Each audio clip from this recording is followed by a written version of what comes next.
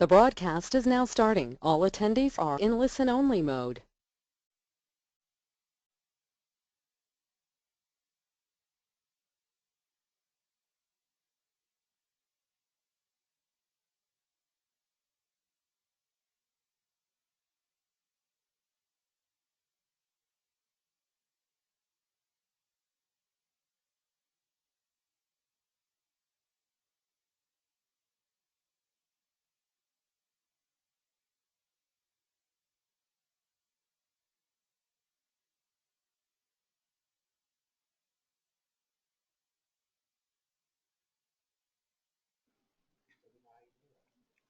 Baik, selamat pagi Bapak Ibu sekalian. Selamat datang kembali di Philip Morning Market Call edisi hari ini, hari Senin, tanggal 3 Oktober tahun 2016.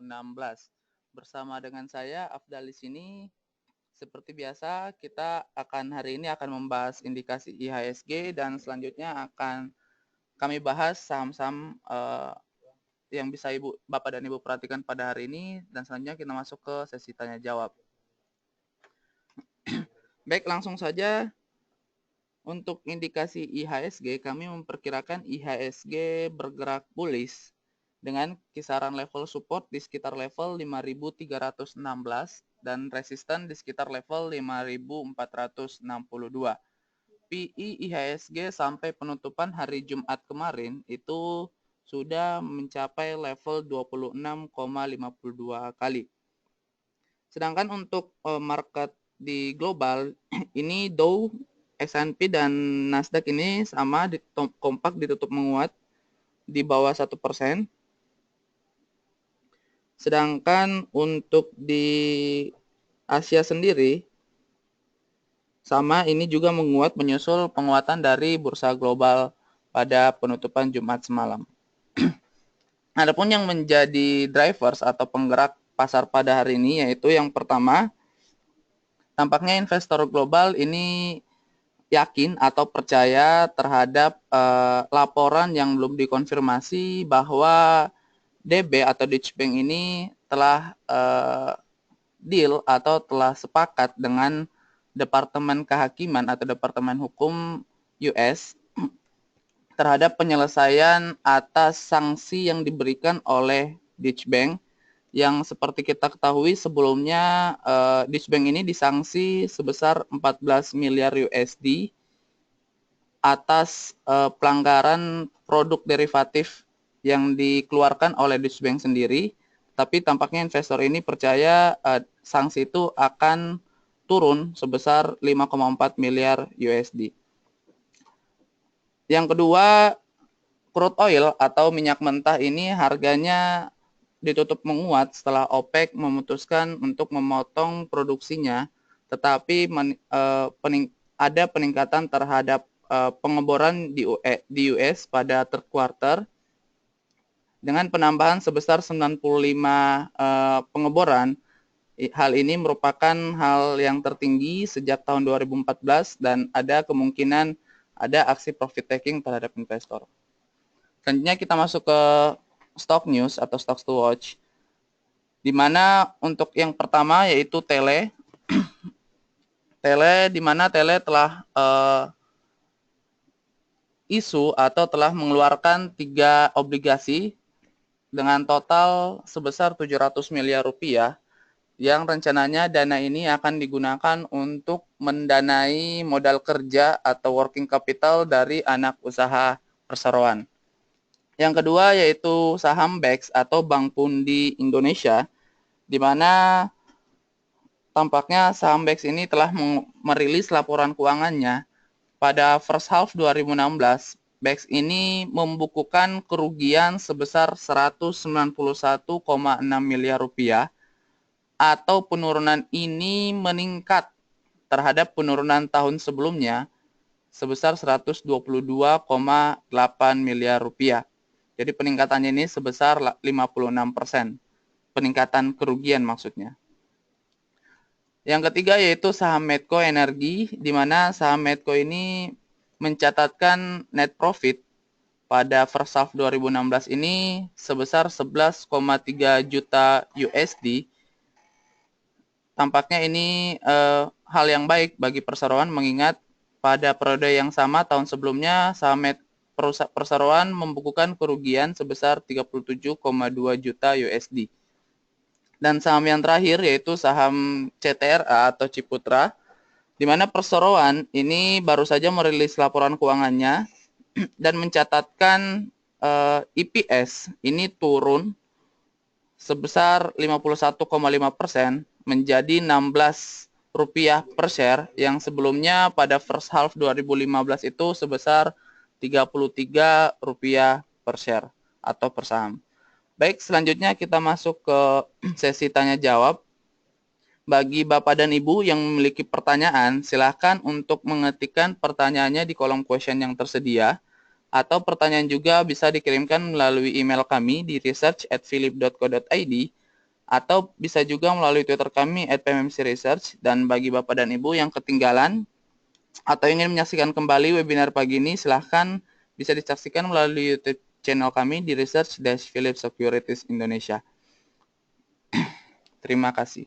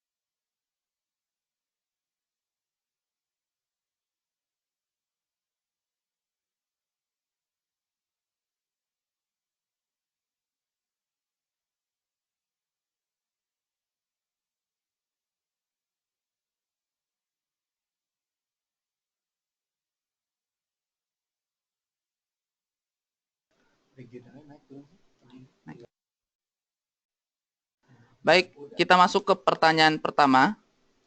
Pertanyaan pertama dari Bapak Rudi Hairudin yang menanyakan untuk saham Adikarya, apakah bisa dijual atau di hold? Dan Pak Rudi ini sudah memiliki sahamnya di level 2.700-an. Baik Pak, untuk saham Adikarya, kalau kita perhatikan di sini trennya untuk jangka menengah ini masih bearish trend atau cenderung melemah. Dan tampaknya saham Adikarya ini sedang menguji level supportnya, merupakan swing low terakhir di sekitar level 2.300. Saran kami untuk Bapak Rudi Hairudin, apabila menurut Bapak Rudi Hairudin ini net loss yang diterima Bapak Rudi Hairudin ini sudah cukup besar, saran kami di hold saja terlebih dahulu hingga nanti menyentuh level 2070 sampai 2100, kami menyarankan untuk di average down untuk saham Adikarya.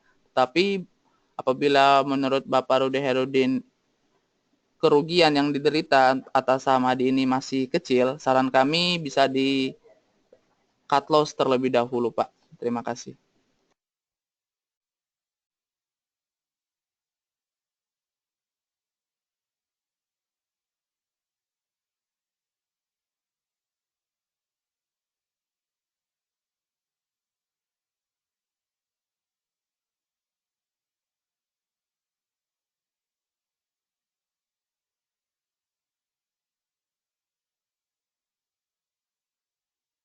Baik, pertanyaan selanjutnya dari Bapak Piong yang menanyakan minta analisanya untuk saham CNKO, PTPP, dan Kino.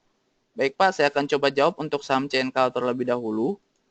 Untuk saham CNKO tampaknya trennya masih bearish juga atau cenderung melemah, dan apabila Bapak Piong ini belum memiliki barang dan ada niat untuk mengambil, kami menyarankan bisa diambil dan di hold karena tampaknya saham CNKO ini masih bergerak dan belum bisa dikatakan saham tidur di kisaran harga 50 sampai 55. Saran kami untuk dibeli dan nanti untuk level target price-nya di sekitar level 55 rupiah untuk saham CNKO. Selanjutnya untuk saham PTPP. Untuk saham PTPP tampaknya trennya untuk jangka menengah ini masih cenderung sideways dan masih bergerak di kisaran harga 4.200 sampai 4.650 untuk saham PTPP. Dan tampaknya saham PTPP ini sekarang sudah menyentuh level supportnya di sekitar level 4.200. Saran kami apabila Bapak Piong ingin membeli saham PTPP, silakan boleh buy on weakness di sekitar level 4.120 sampai 4.150 untuk saham PTPP atau untuk entry point-nya. Sedangkan untuk target price untuk jangka menengah itu di sekitar level 4.650, di mana level ini merupakan resisten dari saham PTPP. Saham yang ketiga yaitu saham Kino. Untuk saham Kino, kalau kita perhatikan trennya untuk jangka menengah ini sangat bearish untuk saham Kino. Dan ada potensi saham Kino ini akan menuju ke level 3.600 untuk saham Kino. Saran kami apabila Bapak Piong belum memiliki saham Kino, saran kami untuk di wait and see terlebih dahulu hingga saham Kino ini menyentuh level 3.600 sampai level 3.800, baru kami bisa menyarankan untuk entry ke saham Kino ini. Mengingat saham Kino ini ada potensi melanjutkan pelemahannya ke level 3.600 sampai 3.800, Pak. Terima kasih.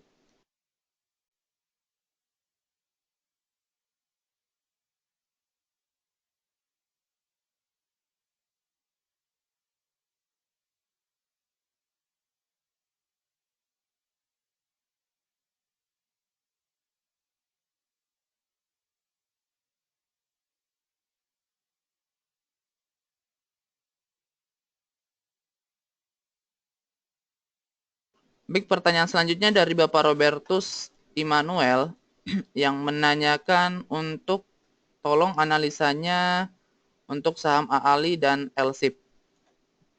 Baik Pak, untuk saham AALI di sini tampak trennya untuk jangka pendek ini sudah terkonfirmasi bearish atau cenderung melemah, mengingat sudah terbentuk lower low dan higher low yang baru, dan ini mengindikasikan trennya bearish.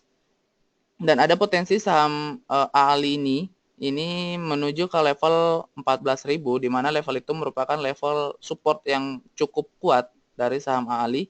Kami menyarankan apabila Bapak Robertus ingin masuk ke saham AALI, harap di wait terlebih dahulu atau harap ditunggu hingga saham AALI ini menyentuh level supportnya atau di sekitar level 14.000, baru bisa kami sarankan untuk di buy untuk saham AALI.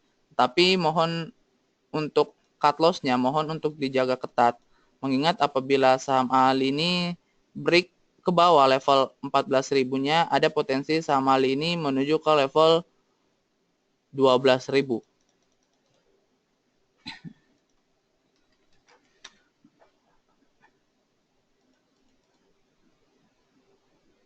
Dan selanjutnya untuk saham LSIP,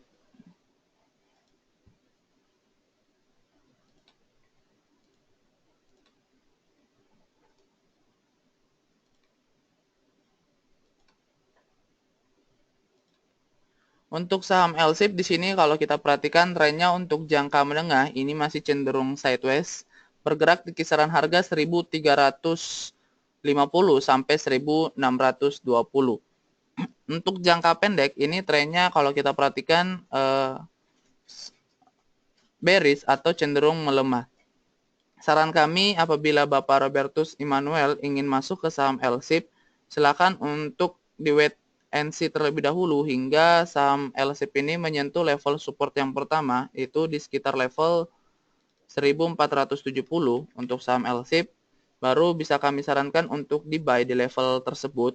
Dan untuk level target price untuk jangka pendek itu di sekitar level 1525 untuk saham LSIP, Pak. Demikian, Pak. Terima kasih.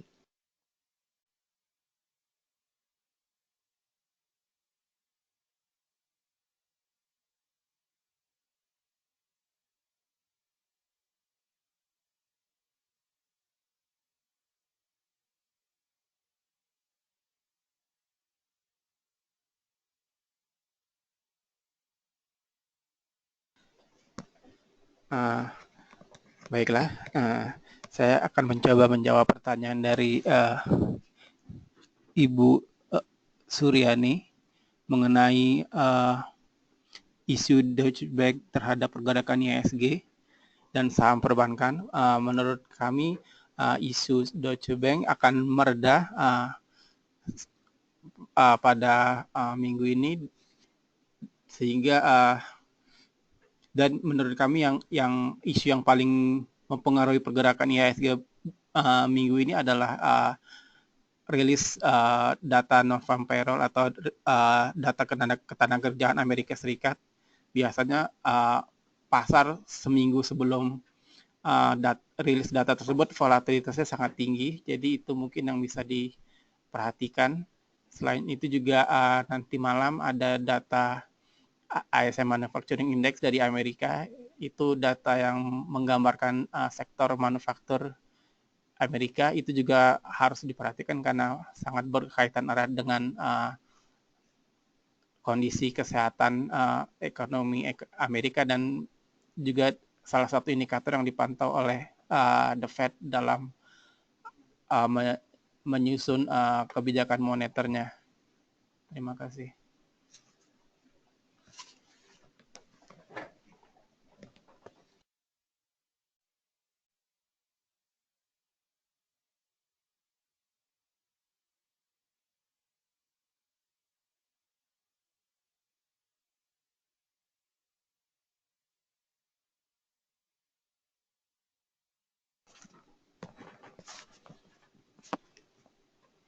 Baik, pertanyaan selanjutnya dari Bapak Niko.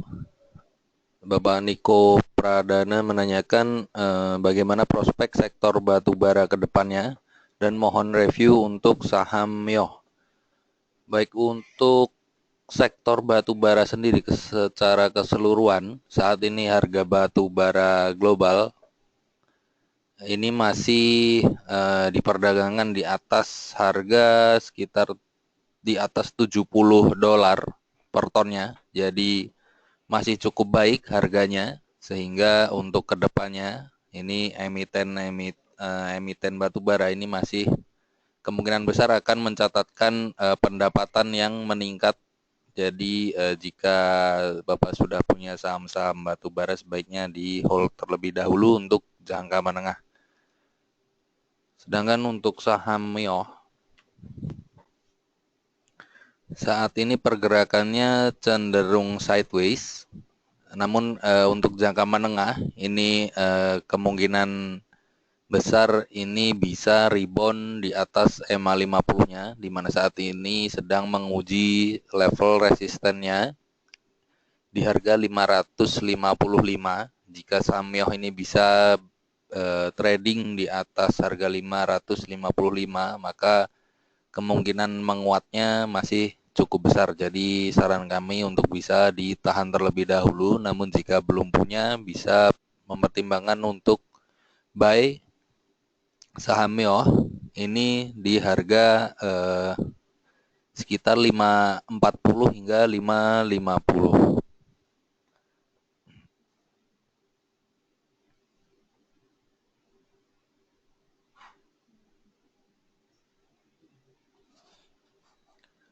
Kemudian pertanyaan selanjutnya dari Bapak Dadang dan juga Bapak Eri Victor yang menanyakan untuk saham Sril.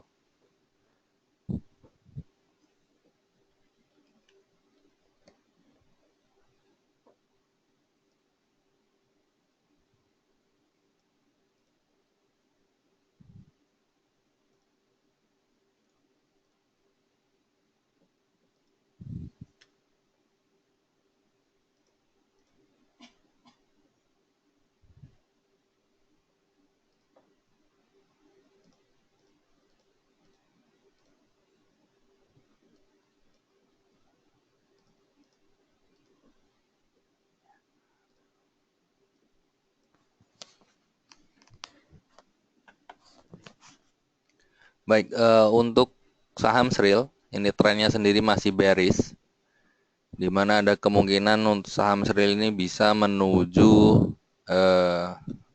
ke harga 200. Jadi jika ingin masuk sebaiknya menunggu terlebih dahulu hingga saham Sril ini menyentuh di harga 200. Sehingga untuk saat ini kami belum merekomendasikan untuk masuk ke saham Sril. Namun jika Bapak sudah punya saham Sril di harga atas, ini sebaiknya kami menyarankan ditahan saja terlebih dahulu. Karena secara fundamental kinerja perseroan ini masih cukup bagus. Jadi penurunan harga saham ini hanya faktor dari sisi teknikalnya saja. Secara fundamental sendiri Sril ini masih cukup baik. Jadi untuk jangka menengah dan jangka panjang ini masih layak untuk ditahan saham Sril ini. Demikian.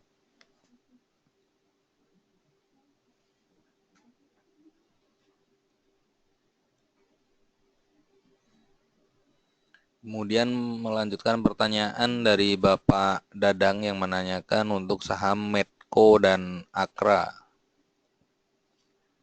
Untuk saham Medco sendiri ini telah menyampaikan laporan keuangan yang mencatatkan net profit dibandingkan semester pertama tahun 2015 yang masih mencatatkan net loss. Jadi kemungkinan besar untuk hari ini sentimen tersebut bisa mengangkat harga saham Medco. Secara teknikal sendiri, ini saham Medco ini ada kemungkinan untuk terjadi reversal karena saham Medco ini sedang menguji resistennya ini di harga 1.530. Jika saham Medco ini bisa berhasil diperdagangkan di atas harga 1.530 hingga 1.550, maka kemungkinan saham Medco ini bisa melanjutkan penguatan.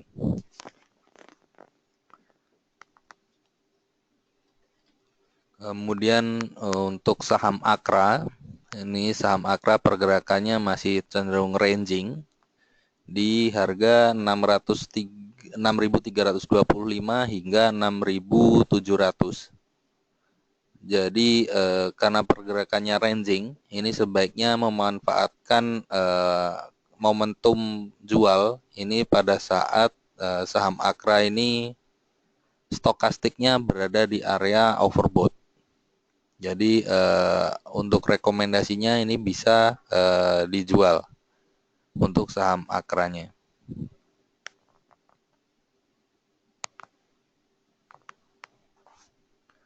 Kemudian pertanyaan selanjutnya dari Bapak Henry yang menanyakan untuk saham Java dan Baja. Tolong analisa teknikal.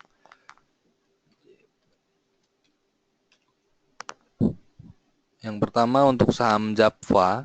Untuk saham Java trennya baik jangka pendek maupun jangka panjang ini masih bullish. Jadi kami menyarankan untuk bisa ditahan terlebih dahulu jika sudah memiliki saham Java. Namun jika belum punya, ini bisa mempertimbangkan untuk masuk di harga sekitar 1.700 untuk saham Javanya karena MACD ini telah terjadi golden cross, jadi kemungkinan besar untuk beberapa hari ke depan ini bisa melanjutkan penguatan. Untuk jangka pendeknya, ini target jualnya itu di harga 1.800.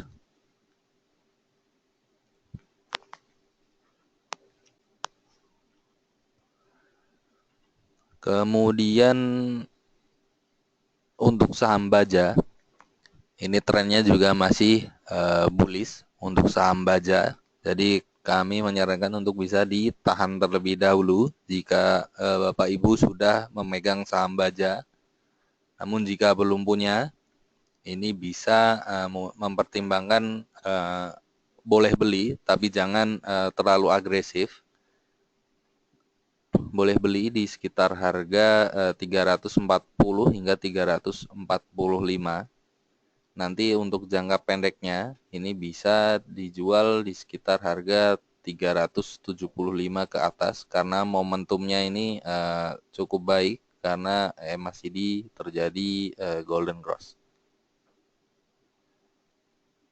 Kemudian pertanyaan selanjutnya dari Bapak Robertus Emmanuel yang menanyakan untuk saham Pegas dan Elsa.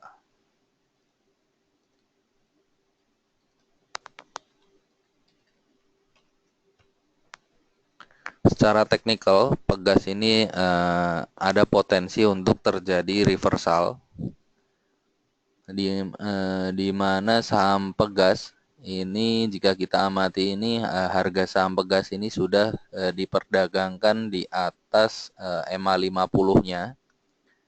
Jadi sebaiknya wait and see terlebih dahulu untuk menunggu konfirmasi apakah hari ini saham Pegas ini masih bisa bertahan di atas EMA 50-nya atau masih bisa bertahan di atas 2.900.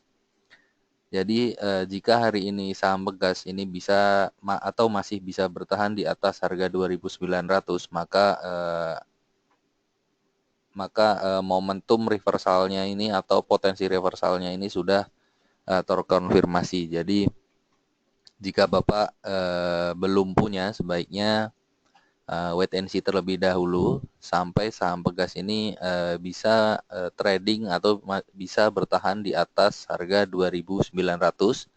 Tapi jika sudah punya untuk saham Pegas, jika sudah punya di harga atas di sekitar harga 3.000-an ini bisa melakukan average down.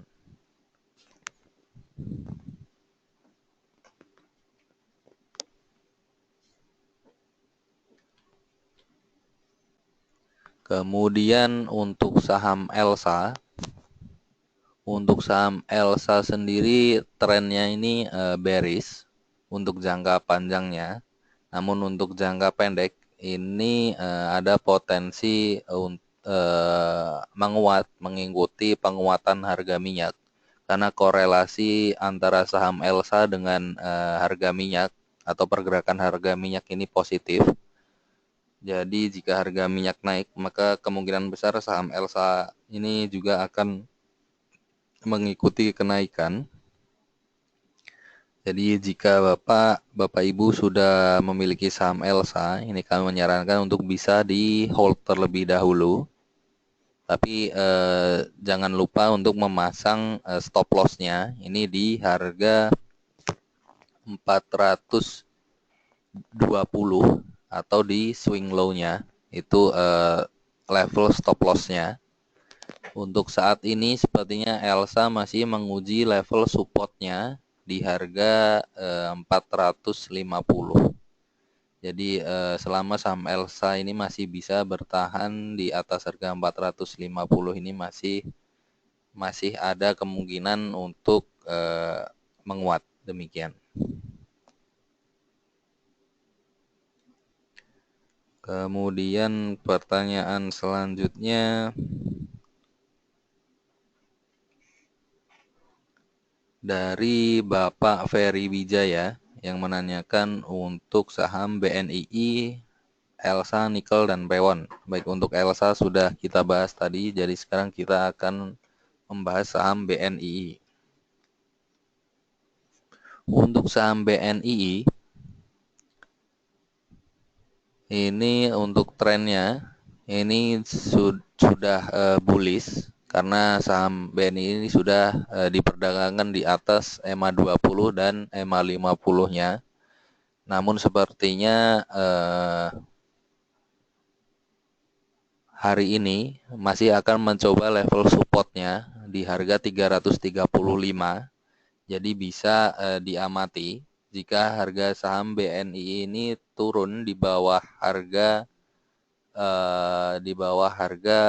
335, ini bisa mulai dipertimbangkan untuk dijual jika Bapak sudah pegang saham BNI ini di harga bawah.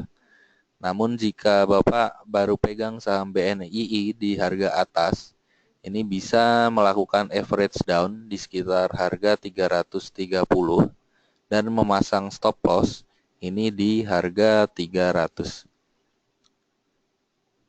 Kemudian untuk saham nikel,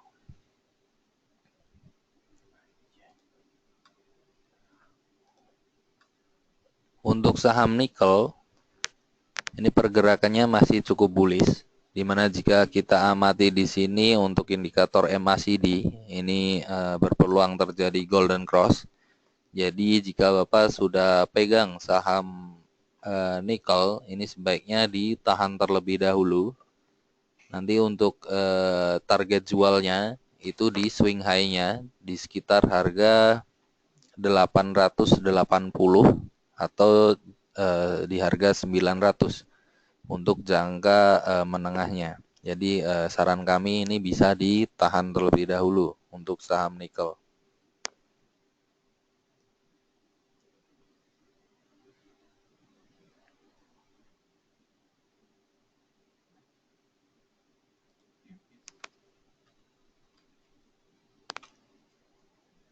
Kemudian untuk saham Pewon, sendiri trennya masih bullish. Jadi masih layak jika Bapak Ibu ditahan terlebih dahulu untuk saham Pewonnya, di mana target jualnya ini di atas harga 700. Jadi saran kami untuk bisa ditahan terlebih dahulu jika Bapak Ibu sudah memiliki saham Pewon. Namun jika belum, sebaiknya masuk pada saat terjadi koreksi di sekitar harga di sekitar 650-an jika ingin masuk ke saham Pewon.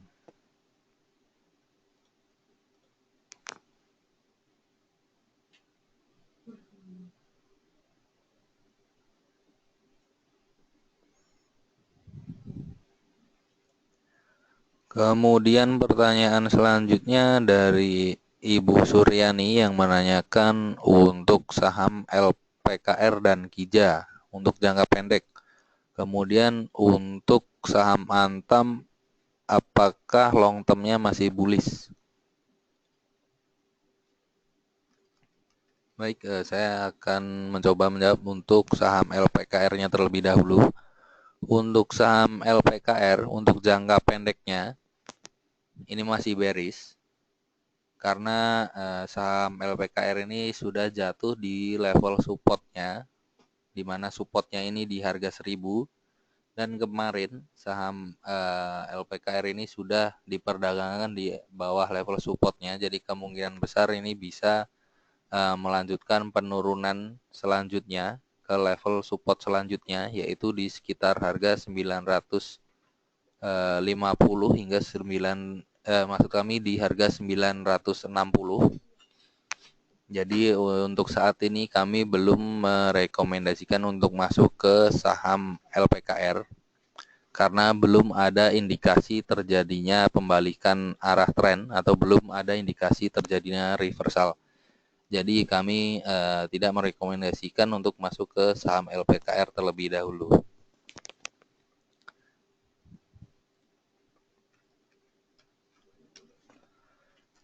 Sedangkan untuk saham KIJA,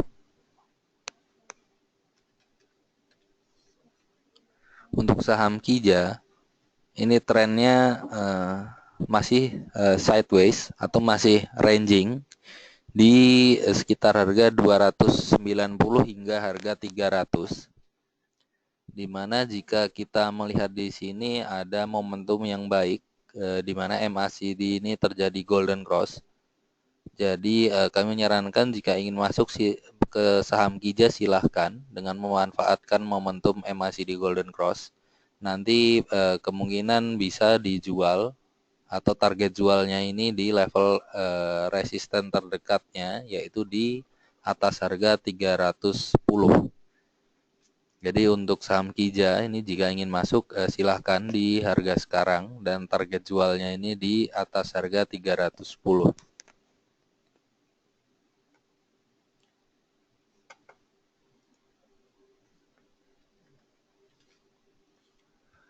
Kemudian pertanyaan selanjutnya mengenai saham Antam.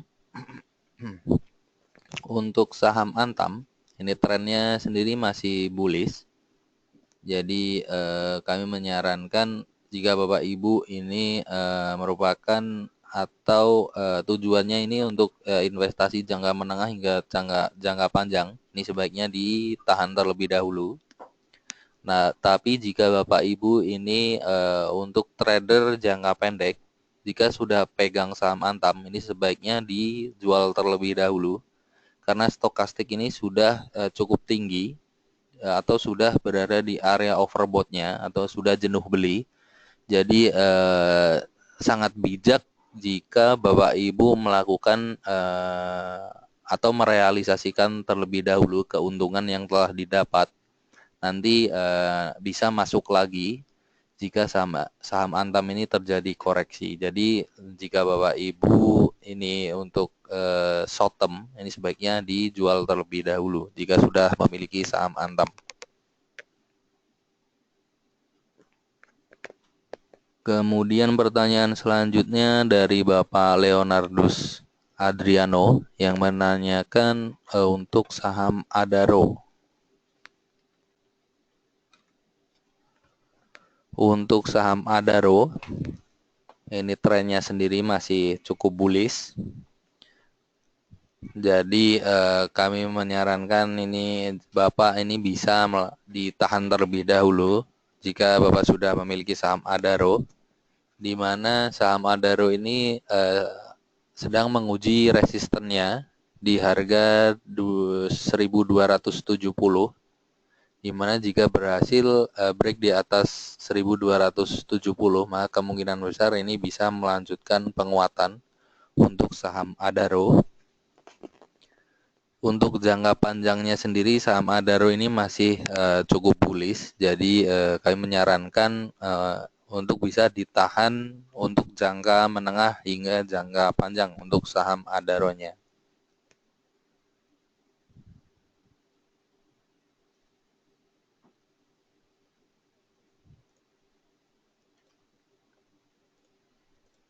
Kemudian pertanyaan selanjutnya dari Bapak Aldi.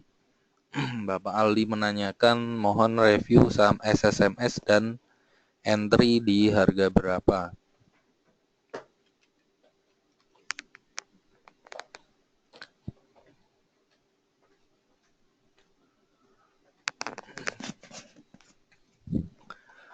Untuk saham SSMS ini jika kita bicara mengenai tren, maka tren dari SSMS ini bearish.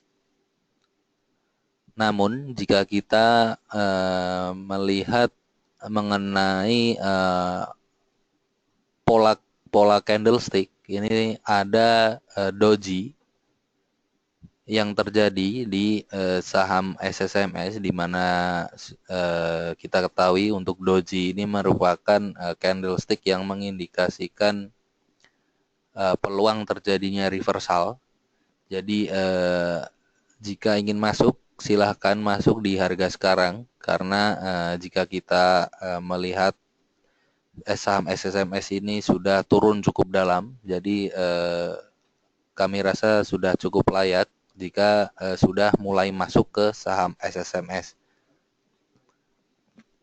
Jadi jika ingin masuk silahkan, tapi trennya sendiri untuk jangka panjang ini masih bearish. Jadi masuk jangan terlalu agresif di harga sekarang atau di sekitar harga 1.550 hingga 1.560.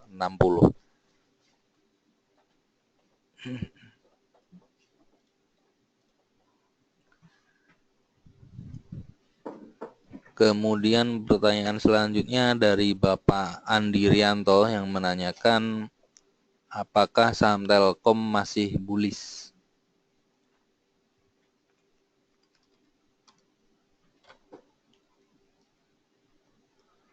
Untuk saham Telkom, memang benar saham Telkom ini masih bullish. Jadi jika Bapak sudah punya saham Telkom ini bisa ditahan terlebih dahulu.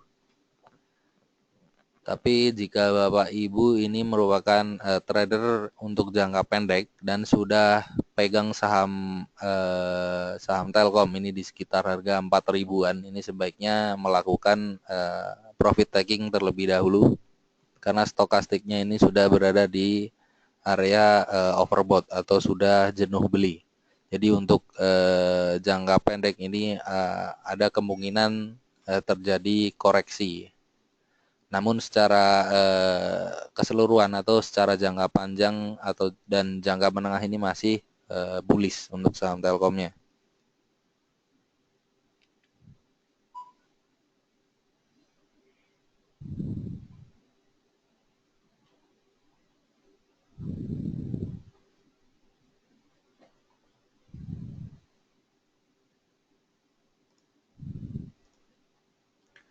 Kemudian pertanyaan selanjutnya dari Ibu Levi yang menanyakan untuk saham SSMS dan MPPA, kalau sudah punya sebaiknya di hold, average atau dijual? Sebaiknya dijual di harga berapa? Baik, untuk saham SSMS tadi sudah kita bahas, sekarang kita mencoba melihat untuk saham MPPA. Untuk saham MPPA ini sedang menguji level supportnya di EMA 20 atau di harga 1840. Secara trennya sendiri jangka pendek ini bearish untuk saham MPPA, di mana jika kita bila kita amati di sini pergerakan ELSA ini naik turunnya ini di range harga 1.700 hingga harga 2.080. Jadi jika ingin masuk silahkan di sekitar harga 1.700 dan melakukan penjualan ini di sekitar harga 2.000. Untuk trennya sendiri untuk jangka pendek ini bearish. Jika sudah punya sebaiknya melakukan atau ditahan terlebih dahulu atau melakukan average. Untuk saham MPPA-nya nanti bisa dijual di atas harga 2.000.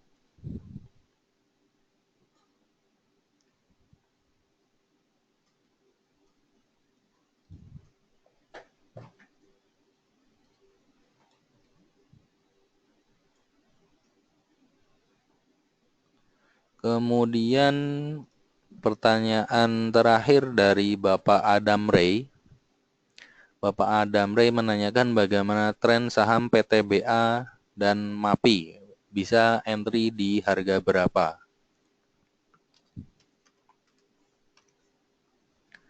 Untuk saham PTBA, jika Bapak ingin masuk ke saham PTBA, ini bisa mempertimbangkan masuk di supportnya, yaitu di EMA 50 di sekitar harga 9.500-an jika ingin masuk ke saham PTBA. Untuk trennya sendiri saham PTBA saat ini masih cenderung sideways di range harga 9.000 hingga harga 10.300.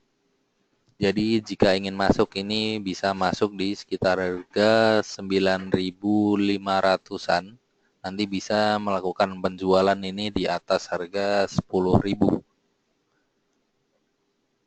Untuk jangka panjangnya ini secara keseluruhan emiten batubara ini masih cukup bullish untuk jangka panjangnya. Jadi tidak ada salahnya jika Bapak Ibu ini sudah atau masih memegang saham batubara ini untuk investasi jangka panjang.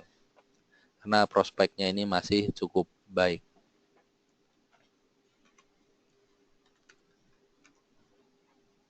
Sedangkan untuk saham MAPI,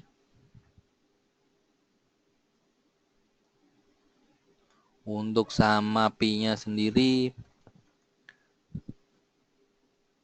trennya untuk jangka pendek bullish.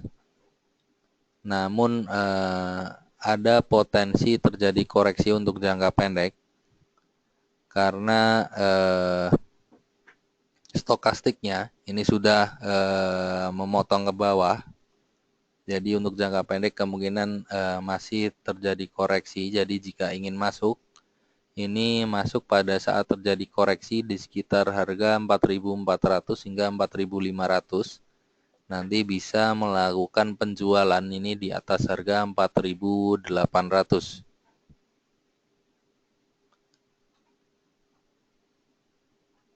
Baik, kemudian pertanyaan terakhir dari Bapak Khoirul yang menanyakan untuk saham CTRA.